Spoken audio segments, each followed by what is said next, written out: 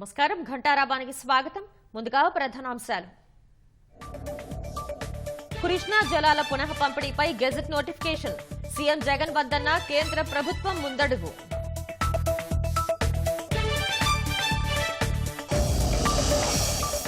ఈ ఏడాదికి ఆంధ్రప్రదేశ్కు 45, తెలంగాణకు 35 టీఎంసీలు. వర్షాభావం దృష్ట్యా పొదుపుగా వాడుకోవాలన్న కృష్ణా బోర్డు. విరాళాలపై సిఐడి ఆరోపణలను ఖండించిన తెలుగుదేశం. లెక్కలన్నీ పక్కాగా ఉన్నాయని వెల్లడి.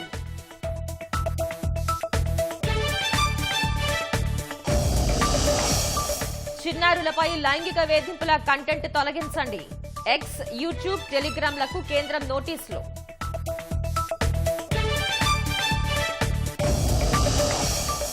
ఆసియా క్రీడల్లో 100కు చేరిన భారత పతకాలు. ఆర్చరీలో 3వ స్వర్ణం దక్కించుకున్న జ్యోతి సురేఖ.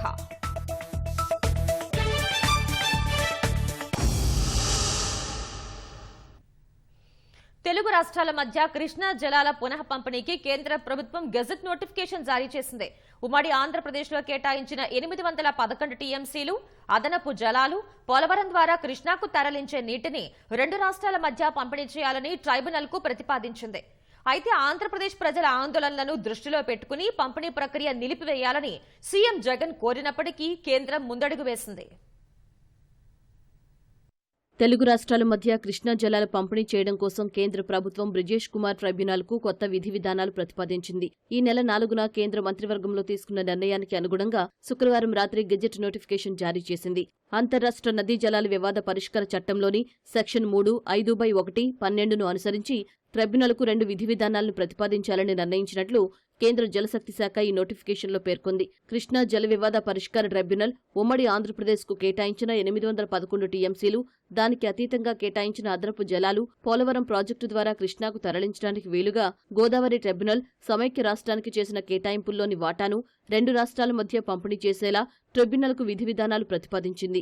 ఆంధ్రప్రదేశ్ ప్రజల ఆందోళనలను దృష్టిలో పెట్టుకుని ఈ విషయంలో తదుపరి చర్యలను నిలిపేయాలని కోరుతూ ముఖ్యమంత్రి జగన్, ప్రధాని నరేంద్ర మోదీ, హోంమంత్రి అమిత్ షాను కోరినప్పటికీ దాన్ని పట్టించుకోకుండా కేంద్రం రాత్రి గెజెట్ నోటిఫికేషన్ జారీ చేసింది. ఈ వాటాల పంపిణీపై ట్రైబ్యునల్ తుది నిర్ణయం వెలువరించడానికి ఎలాంటి గడువు విధించలేదు. కృష్ణా జలాల్లో ఉమ్మడి ఆంధ్రప్రదేశ్కు కేటాయింపులను ప్రస్తుత ఆంధ్రప్రదేశ్, తెలంగాణకు పంపిణీ చేయాలని నోటిఫికేషన్లో పేర్కొంది. ఇందులో కృష్ణా జల వివాద ట్రిబ్యునల్ 1 ఉమ్మడి ఆంధ్రప్రదేశ్కు కేటాయించిన 811 టీఎంసీలతో పాటు దానికి మించి ఏదైనా అదనపు కేటాయింపులు జరిపి ఉంటే వాటిని పంపిణీ లేదా కేటాయింపు చేయాలని సూచించింది. పోలవరం ప్రాజెక్టు ద్వారా కృష్ణాకు తరలించడానికి వీలుగా గోదావరి జల వివాద ట్రిబ్యునల్ కేటాయించిన నీటిలో వాటా ప్రాజెక్టు ద్వారా గోదావరి నుంచి కృష్ణాకు నీటిని తరలించాలని ప్రతిపాదిస్తే వాటిని కూడా పంపిణీ చేయాలని నిర్దేశించింది.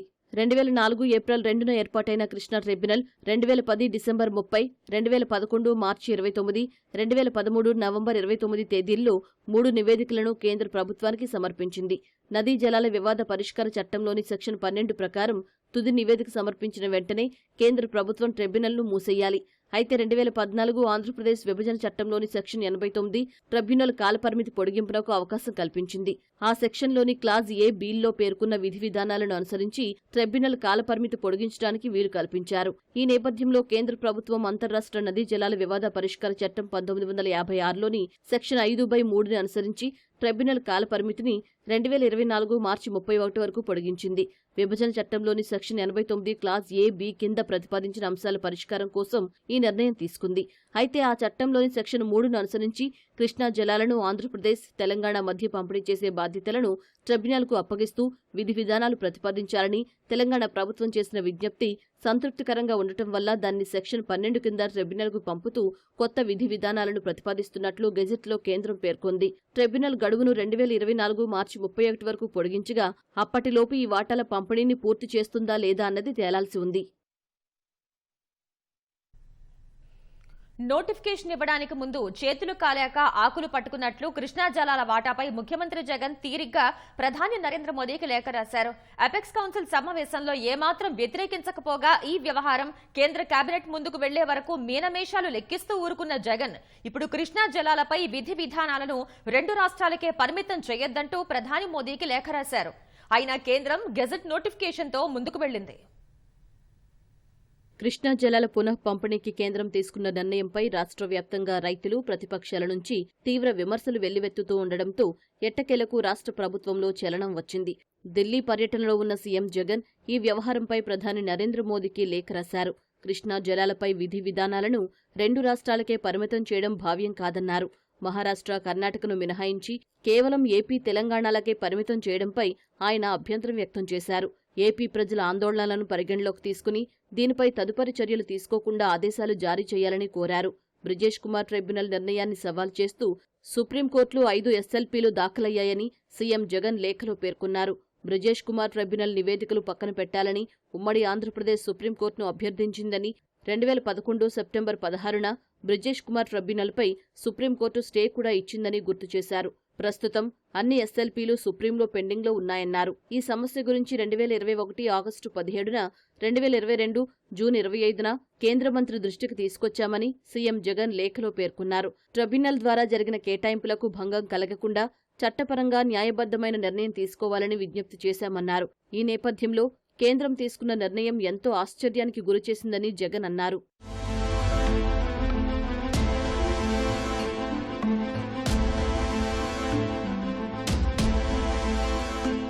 తెలంగాణ ప్రభుత్వం చేసిన విజ్ఞప్తి మేరకు ఈ విధి విధానాలను కేవలం తెలుగు రాష్ట్రాలకే పరిమితం చేశారని, ఈ నిర్ణయం కృష్ణా జలాలపైనే ఆధారపడి జీవిస్తున్న ఏపీ ప్రజల ప్రయోజనాలకు ఎంతో ఇబ్బందికరంగా మారిందని సీఎం జగన్ లేఖలో ప్రధాని మోదీకి తెలిపారు. 2 రాష్ట్రాలకే పరిమితం చేసి మహారాష్ట్ర, కర్ణాటకలను మినహాయించాలని ఏకపక్షంగా సూచించడం అశాస్త్రీయమని దృఢంగా విశ్వసిస్తున్నామన్నారు. దీనిపై తదుపరి చర్యలు తీసుకోకుండా సంబంధిత వ్యక్తులను ఆదేశించాలంటూ ముఖ్యమంత్రి జగన్ ప్రధానికి విజ్ఞప్తి చేశారు.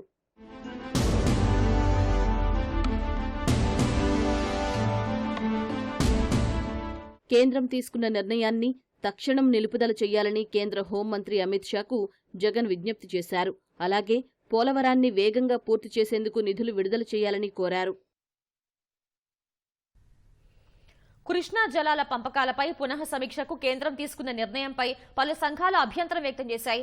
కేంద్రం నిర్ణయాన్ని వ్యతిరేకిస్తూ అనంతపురంలో రైతు సంఘం నాయకులు నిరసన తెలిపారు. కళ్ల ముందే రాష్ట్రానికి అన్యాయం జరుగుతున్నా సీఎం జగన్ నోరు మెదపటం లేదన్నారు. తన కేసుల కోసమే కేంద్రంతో రాజీపడి రాష్ట్ర ప్రయోజనాలను తాకట్టు పెడుతున్నారని మండిపడ్డారు. బ్రిజేష్ కుమార్ ట్రైబ్యునల్ ప్రకారం ఉమ్మడి రాష్ట్రానికి నీటి కేటాయింపులు ఖరారు చేయాలని సాగునీటి వినియోగదారుల సంఘాల సమాఖ్య రాష్ట్ర అధ్యక్షుడు ఆళ్ల వెంకట గోపాలకృష్ణారావు డిమాండ్ చేశారు. ఆ తర్వాతే విభజన చట్టం ప్రకారం 2 తెలుగు రాష్ట్రాలకు ఈ నీటిని పంచాలన్నారు. సుప్రీంకోర్టులో కేసు వేసి కృష్ణా జలాల పునః సమీక్ష నిర్ణయాన్ని అడ్డుకోవాలని విశ్రాంత ఇంజనీర్ల అసోసియేషన్ రాష్ట్ర ప్రభుత్వాన్ని డిమాండ్ చేసింది.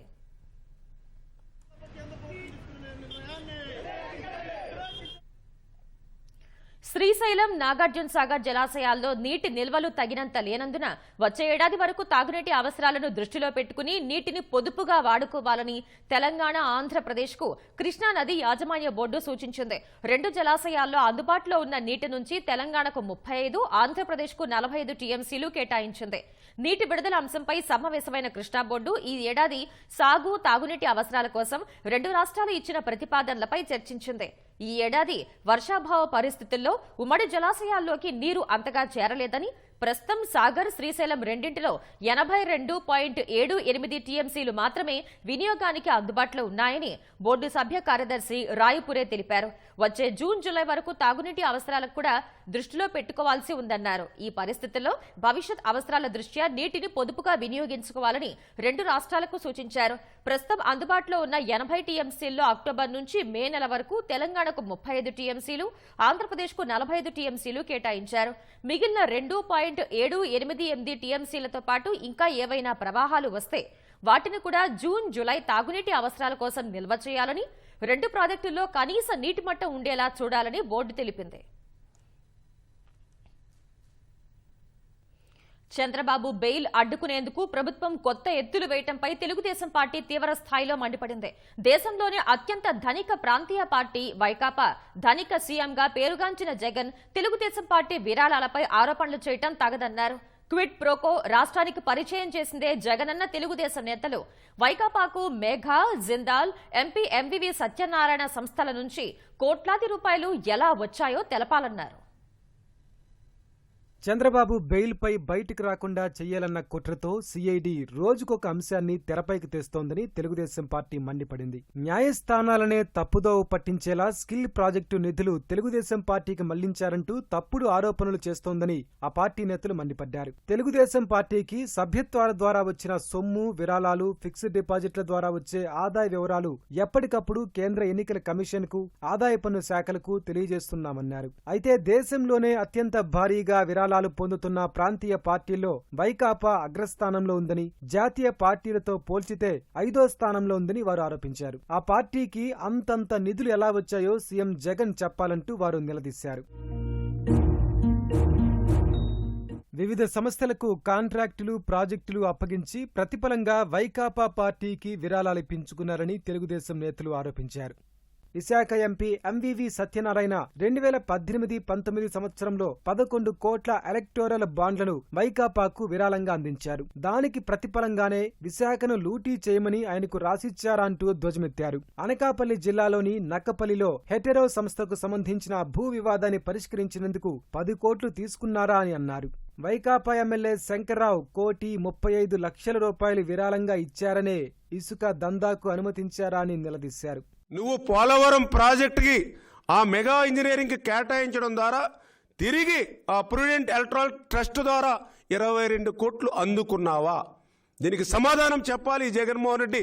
ఈ వైసీపీ కడప స్టీల్ ఫ్యాక్టరీ ఆ జిందాల్ కంపెనీకి కట్టబెట్టడం ద్వారా నీ యొక్క ఏదైతే ప్రుడెంట్ ఎలక్ట్రానిక్ ట్రస్ట్కి 13 కోట్లు చెల్లించడం అనేది ఇది క్విట్పురా విశాఖపట్నం జిల్లాలో నక్కపల్లెలో ఆ సంస్థకు సంబంధించినటువంటి భూముల వ్యవహారం సెటిల్ చేసినందుకు మరి ఏదైతే ఆ యొక్క హెటేరో కంపెనీ నుంచి మరి ప్రుడెంట్ ఎలక్ట్రారల్ ట్రస్ట్కి మరి 10 కోట్ల రూపాయలు విరాళంగా వచ్చాయి. 2016-17లో కంపెనీల నుంచి తెలుగుదేశానికి విరాళాల రూపంలో కేవలం 27 లక్షలు మాత్రమే వస్తే జగన్ రెడ్డి ప్రభుత్వ న్యాయవాదులు 27 కోట్లొచ్చాయంటూ బురద జల్లుతున్నారని నిమ్మల రామానాయుడు, పట్టాభి మండిపడ్డారు. 2016-17లో పార్టీ సభ్యత్వ రుసుము, విరాళాలు, ఇతర మార్గాల్లో వచ్చిన మొత్తం ఆదాయం 72.92 కోట్లు కాగా అందులో సభ్యత్వ రుసుము ద్వారా వచ్చిందే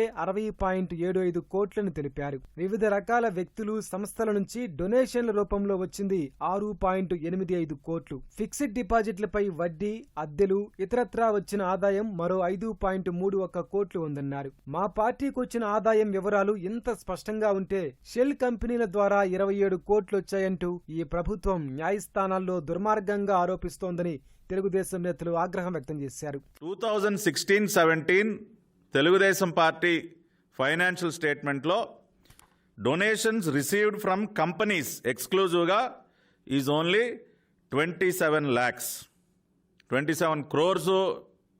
ఆ ఫిగర్స్ అన్నీ కూడా ఇవన్నీ వైఎస్ఆర్ కాంగ్రెస్ పార్టీ వాళ్ళు సృష్టిస్తున్నటువంటి అంకెలు. చంద్రబాబు నాయుడు గారి ఖాతాల్లోకి డబ్బు వెళ్ళిపోయిందని చెప్పి ఇన్ని రోజులు కథలు చెప్తూ వచ్చారో అది రుజువు చేయలేకపోయేసరికి, వాళ్ళ దగ్గర ఏమీ ఆధారాలు లేకపోయేసరికి నిన్న ఎక్కడ న్యాయస్థానం బెయిల్ మంజూరు చేసేస్తుందో చంద్రబాబు నాయుడు గారికి ఇంకా కొన్ని రోజులు దీన్ని సాగదీద్దాం, ఆ వంక చెప్పి బెయిల్ రాకుండా అడ్డుకుందాం, ఇది మీ కుట్ర. తెలుగుదేశం పార్టీ ఆదాయ వివరాలు ఇంత పక్కాగా ఉంటే ప్రభుత్వ న్యాయవాది కోర్టులో అబద్ధాలు చెబుతున్నారని తెలుగుదేశం నేతలు మండిపడ్డారు. రాష్ట్రంలో చీకటిని తరిమి కొట్టే క్రాంతి మొదలైందని అందరికీ తెలిసేలా గుడ్డి ప్రభుత్వం కళ్లు తెరిపిద్దామంటూ మరో వినూత్న కార్యక్రమానికి తెలుగుదేశం పిలుపునిచ్చింది. కాంతితో క్రాంతి పేరిట ఈ రోజు రాత్రి 7 గంటల నుంచి 5 నిమిషాల పాటు లైట్లన్నీ ఆర్పేసి సెల్ ఫోన్ టార్చులు వేసి చంద్రబాబుకు సంఘీభావం తెలపాలనంటూ ప్రజల్ని కోరింది. చంద్రబాబు అక్రమ అరెస్ట్ రాష్ట్రంలో ఉన్న చీకటిని సూచిస్తోందని, ఆ చీకటిని తరిమి కొట్టే క్రాంతి రావాలంటే ప్రతి ఒక్కరిలో మార్పు వచ్చి చైతన్యవంతులు కావాలని కోరారు. ప్రగతి వెలుగులు పంచే చంద్రుడిని ఫ్యాక్షన్ పాలకులు చీకట్లో నిర్బంధించినందున ఇవాళ రాత్రి 7 గంటల నుంచి 7 గంటల 5 నిమిషాల పాటు ప్రపంచవ్యాప్తంగా తెలుగు ప్రజలు ఇళ్లల్లో లైట్లు ఆపి దీపాలు, కొవ్వొత్తులు, మొబైల్ టార్చ్ లైట్ వెలిగించి మద్దతు తెలపాలని తెలుగుదేశం పిలుపునిచ్చింది. రహదారులపై ఉంటే వాహనాల లైట్లు బ్లింక్ చేయడం ద్వారా దార్శనికుడు చంద్రబాబుకి సంఘీభావం తెలపాలని కోరింది. కాంతితో క్రాంతి పేరిట ఈ కార్యక్రమం నిర్వహణకు చంద్రబాబు కుటుంబ సభ్యులు నారా భువనేశ్వరి, లోకేష్, బ్రాహ్మణులు పిలుపునిచ్చారు. బాబుతో నేను అంటూ వీడియో తీసి సోషల్ మీడియాలో షేర్ చేయాలని కోరారు. వాకిళ్లు, బాల్కనీలు, వీధుల్లోకి వచ్చి దీపాలు, కొవ్వొత్తులు, మొబైల్ టార్చులు, టార్చ్ లైట్లు వీటిలో వేటినైనా తీసుకుని వెలుగు చూపించాలని పార్టీ జాతీయ ప్రధాన కార్యదర్శి నారా లోకేష్ సూచించారు. శాంతియుత నిరసన కార్యక్రమం అన్ని చోట్ల జరిగేలా చర్యలు తీసుకోవాలని నేతలకు లోకేష్ దిశానిర్దేశం చేశారు. మోత మోగిద్దాం కార్యక్రమానికి ప్రజల నుంచి స్వచ్ఛందంగా పెద్ద ఎత్తున స్పందన వచ్చిందని, దీన్ని ఓర్వలేకే ప్రభుత్వం అక్రమ కేసులు పెట్టిందని నేతలు లోకేష్కు వివరించారు. అన్యాయం, అధర్మం, చీకటికి సంకేతాలని తెలుగుదేశం అధినేత చంద్రబాబు సతీమణి నారా భువనేశ్వరి తెలిపారు. చంద్రబాబు అనే చైతన్యాన్ని నిర్బంధించి తిరుగులేదు అనుకుంటున్నారని, రాష్ట్రంలో చీకటిని తరిమికొట్టే క్రాంతి మొదలైందని వాళ్లకు తెలిసేలా చేద్దామంటూ బ్రాహ్మణి పిలుపునిచ్చారు.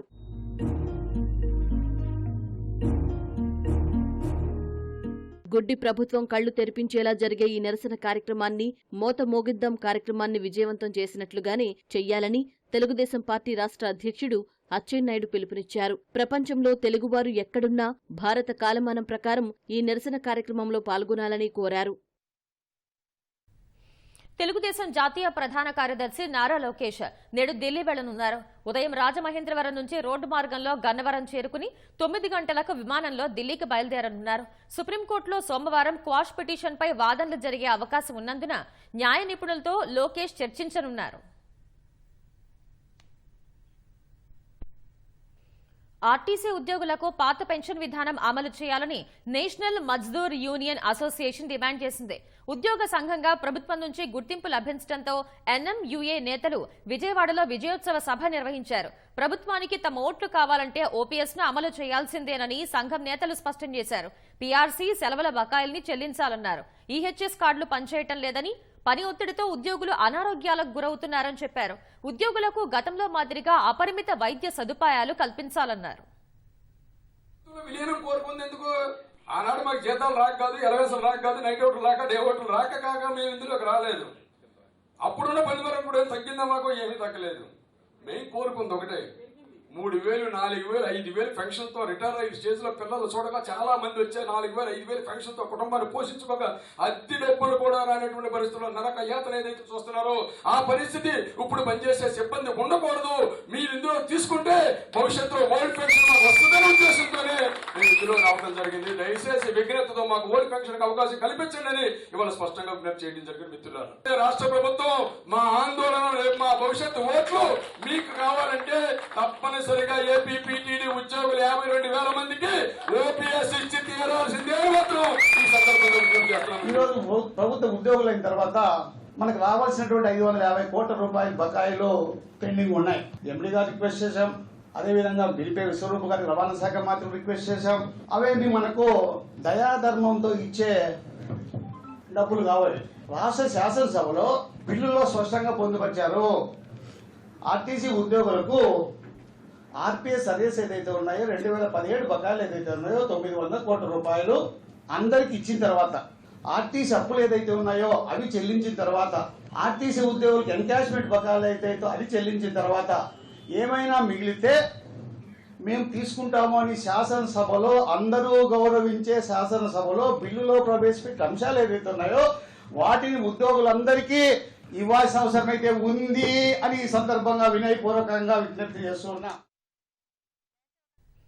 రాబోయే రోజుల్లో అంతరిక్ష పర్యాటకం వస్తుందని, దానికి అనుగుణంగా ఇస్రో పరిశోధనలు, ప్రయోగాలు సాగిస్తోందని Sriharikota SDSC deputy director TS Raghuram తెలిపారు. ప్రపంచ అంతరిక్ష వారోత్సవాలను పురస్కరించుకుని రాజమహేంద్రవరంలో స్పేస్ ఎగ్జిబిషన్ నిర్వహించారు. రాష్ట్రంలో రాజమహేంద్రవరం, విశాఖ, కర్నూలు, శ్రీహరికోటల్లో వారోత్సవాలు నిర్వహిస్తున్నట్లు శ్రీహరికోట షార్ ఎల్ఎస్ఎస్ఎఫ్ జనరల్ మేనేజర్ విజయ్ కుమార్ తెలిపారు. పిల్లలకి ఒక స్పేస్ మీద ఒక అవగాహన తీసుకురావాలి, వాళ్ళని మోటివేట్ చేయాలి, వాళ్ళ యొక్క మైండ్స్లో ఒక స్పార్క్ అనేది తీసుకురావాలి అనేది వాళ్ళ ఉద్దేశం. డెఫినెట్గా ఈ ప్రోగ్రామ్ ద్వారా ఎంతోమంది స్టూడెంట్స్ చాలా ఎమోషనల్గా ఉన్నారు. మేము కూడా వారితో ఇంటరాక్ట్ చేస్తున్నాం. వాడి క్యారియర్స్ని మేము కూడా వాళ్ళు డెఫినెట్గా ఒక 20 to 30% స్టూడెంట్స్ వాళ్ళు క్యారియర్స్ డెఫినెట్గా హైయెస్ట్ పొజిషన్లోకి వెళ్ళిపోతారు. సో ఇలాగ మేము కంటిన్యూ చేస్తూ ఉంటాం. ఈ ప్రోగ్రామ్స్ జరుగుతూ ఉంటాయి. మరి 3 రోజులు మరి మేము ఇక్కడే ఉంటాం. ఈ వీడియోస్, స్పేస్ ప్రోగ్రామ్స్ అనే వీడియోస్ ద్వారా ప్రొజెక్ట్ చేసి చూపిస్తున్నాం. ఎన్నో క్వశ్చన్స్, క్విజ్ ద్వారా మేము క్వశ్చనరీ వారి గిఫ్ట్స్ ఇస్తున్నాం. Today we are there in ISRO celebrating week, and we are happy to seeing here the models of aircrafts. So many models of rockets and ISRO project satellites are there. Here we are sharing the information to the students of every school, and we have been enjoying this. And also the ISRO scientists have helped us very much in preparing this matter, and also we have been working as employees of this ISRO scientists. ఇక్కడ different panels, models, ఇంకా experiments కూడా conduct చేసి ఇంకా మొత్తం ఉన్న మా సిటీలో ఉన్న పిల్లలందరికీ కూడా అవగాహన కల్పించడానికి ఇదంతా కండక్ట్ చేస్తున్నారు. సామాజిక మాధ్యమాల్లో చిన్నారులపై లైంగిక వేధింపుల కంటెంట్ ను కేంద్ర ప్రభుత్వం తీవ్రంగా పరిగణించింది. వీటిని తక్షణమే తొలగించాలని ఎక్స్, యూట్యూబ్, టెలిగ్రామ్లకు నోటీసులు జారీ చేసింది. లేదంటే సేఫ్ హార్బర్ హోదాను కోల్పోవాల్సి వస్తుందని హెచ్చరించింది. శాశ్వతంగా తొలగించడం లేదా కంటెంట్ యాక్సెస్ కాకుండా తక్షణ చర్యలు చేపట్టాలని ఐటీ శాఖ పేర్కొంది.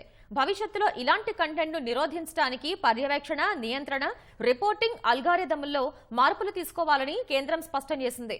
చిన్నారుల వేధింపుల కంటెంట్ పై సామాజిక మాధ్యమాలు తక్షణమే స్పందించకుంటే ఐటీ చట్టం సెక్షన్ 79 కల్పిస్తున్న సురక్షిత ఆశ్రయం హోదాను ఉపసంహరించుకుంటామని తెలిపింది. అలా చేస్తే కంటెంట్ ను సంస్థలు నేరుగా అప్లోడ్ చేయకున్నా చట్టపరంగా వాటిని విచారించే వీలుంటుంది.